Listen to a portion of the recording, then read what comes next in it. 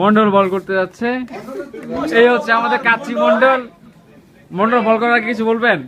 Yes, বলেন। মানে আমি সাধারণত ভালো ব্যাটসম্যানদের এগেনস্টে বল করতে অভ্যস্ত।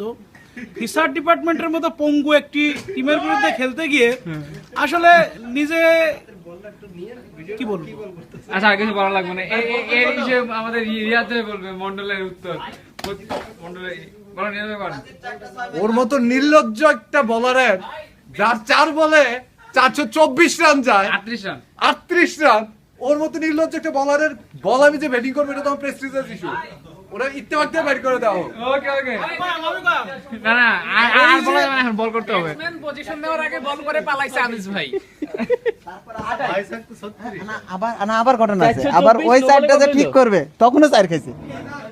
না, এটা আনিস ভাইয়ের বিরুদ্ধে ষড়যন্ত্র হচ্ছে। আনিস ভাইয়ের বিরুদ্ধে ষড়যন্ত্র।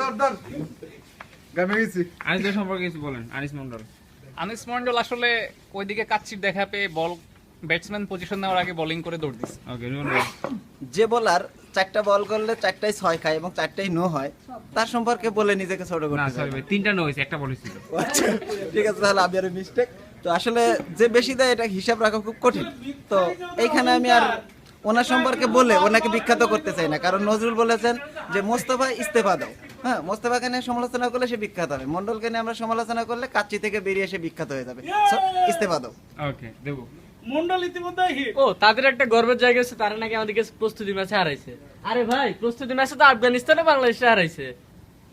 হারাইছে না? আজকে তো দাঁড়াতেই পারছে না। আজকে তো দাঁড়াইতে পারতেছে না। এরকম হয় হয় হয়। অনলাইনের অবস্থা এরকমই হবে, ফিচারের সামনে তারা দাঁড়াইতে পারবে না। এটা আসলে ছোট দলগুলোকে মাঝে মধ্যে একটু মুসা ভাই কিছু বলবেন?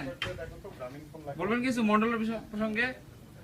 যে 1 ওভারে 40 রান দেয় তার সাথে কি করবে? 38 রান।